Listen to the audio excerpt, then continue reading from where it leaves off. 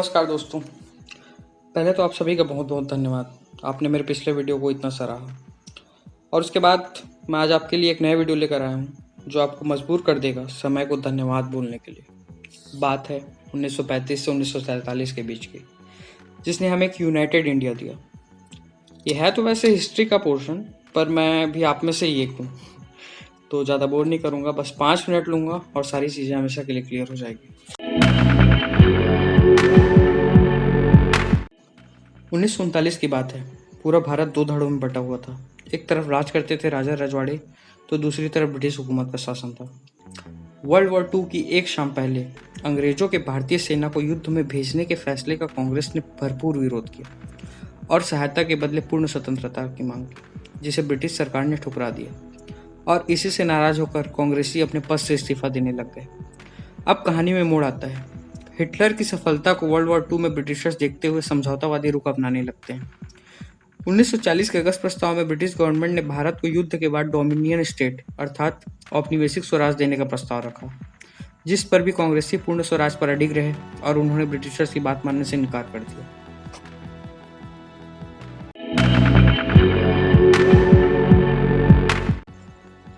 अब मैं Indian history के सबसे इंपॉर्टेंट घटनाक्रम की बात करूंगा कि कैसे ब्रिटिशर्स धीरे धीरे अपने पांव पीछे करने लग गए और कैसे भारतीयों को एहसास हुआ कि ब्रिटेन अपराजय नहीं है। हम सभी को पता है सेकेंड वर्ल्ड वॉर दो गुट के बीच हो रहा था। पहला एक्सिस पावर, जिसमें जर्मनी, इटली, जापान जैसे देश थे। वहीं दूसरी तरफ एलाइज, जिसमें France, Britain, United states, Russia और चाइना जैसे देश थे। तो ब्रिटेन पर जो एलाइज हैं, जो उनके साथ थे, उन्होंने सबसे पहले दबाव बनाया कि वो भारत को साथ लेकर चले। दूसरी तरफ एक्सिस पावर में से एक जापान से ब्रिटिशर्स डरने लग गए कि कहीं जापान पूर्व एशिया पर कब्जा न कर डाले। तीसरी तरफ आजाद हिंद फौज, जो लगातार राष्ट्रीय आंदोलन को गति दे रही थी। फिर हुआ 1942 में भारत छोड़ो आंदोलन, जिसमें गांधी जी ने करो या मरो का नारा दिया। यह 1857 की क्रांति के बाद सर्वाधिक गंभीर क्रांति था। 1942 के आंदोलन की सबसे खास बात यह थी कि इसमें सारे बड़े नेता जो थे वो जेल में डाल दिए गए थे और अगुवाई कर रहे थे युवा नेता, जो आज़ादी के बाद बड़े बड़े नाम हुए, जिसमें सबसे पहला नाम आता है जयप्रकाश नारायण का, जो इंदिरा गांधी के समय इमरजेंसी के सबसे बड़े नेता थे। सेकंड नंबर पर नाम आता है उड़ीसा के बिज्जू पटनायक का। तीसरे नंबर पर नाम आता है सुचिता कृपलानी का, जो आगे चलकर पहली महिला चीफ मिनिस्टर बनी उत्तर प्रदेश से। चौथा नाम आता है राम मनोहर लोहिया का। पांचवा नाम आता है उषा मेहता का। छठवां अरोड़ा आसफ अली का और सातवां आता है छोटू भाई का।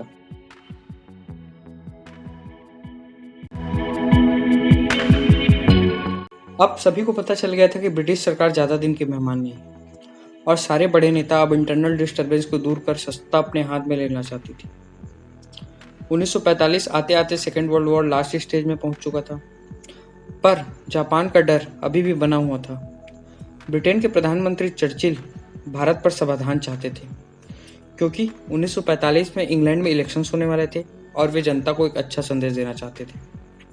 इसके अलावा दो नई महाशक्तियां उभर कर आई थी, यूएस और रशिया, जो भारत की स्वतंत्रता के समर्थन में थी।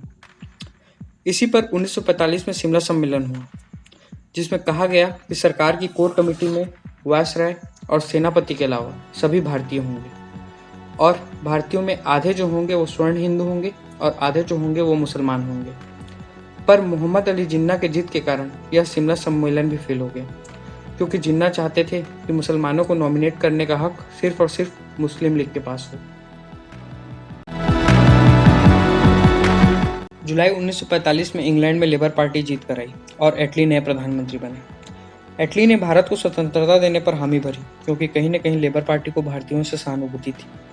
और इसी योजना के साथ कैबिनेट मिशन को भारत भेजा गया, जिसमें कहा गया कि भारत एक संघ होगा जिसमें एंटर करने या न करने की छूट देशी रियासतों को दी गई।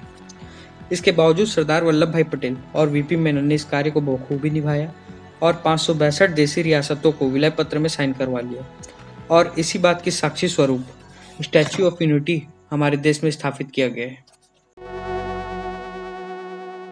कैबिनेट मिशन में ही दूसरा बिंदु यह था कि नए संविधान सभा का गठन किया जाना था, जिसमें 389 सदस्य होने थे और इन सदस्यों को इनडायरेक्ट इलेक्शन के थ्रू चुना जाना था। फिर इसके बाद कैबिनेट मिशन के तहत ही एंटरिम गवर्नमेंट बनाने का फैसला किया गया, जिसमें जो वायसराय हैं वो हेड रहेंगे, उसके नीचे जो इंडियंस हैं उन्हें डिफरेंट पोर्टफोलियो दिया जाना था। भारत पाकिस्तान बंटवारे के जद्दोजहद के बीच प्रधानमंत्री एटली ने घोषणा की कि ब्रिटिशर्स जून 1948 तक भारत छोड़कर चले जाएंगे और इसी पर आखिरी मुहर लगाने भेजा गया माउंटबेटन को वायसराय बनाकर, जिन्होंने 2 राष्ट्रों की स्थापना की, भारत और पाकिस्तान। 15 अगस्त 1947 को भारत आज़ाद हुआ और जवाहरलाल नेहरू पहले प्रधानमंत्री बने और इसी के साथ आज के भारत का निर्माण जो है वो पूरा हुआ। सो फ्रेंड्स, मैंने अपनी पूरी कोशिश की इस वीडियो में कि मैं आपको बिल्कुल भी बोर ना करूं। उम्मीद है मेरा फैक्ट बताने का तरीका आपको पसंद आया होगा। अगले वीडियो के लिए मुझे कमेंट करके टॉपिक सजेस्ट करें, वीडियो को लाइक करें और चैनल को सब्सक्राइब करें। धन्यवाद।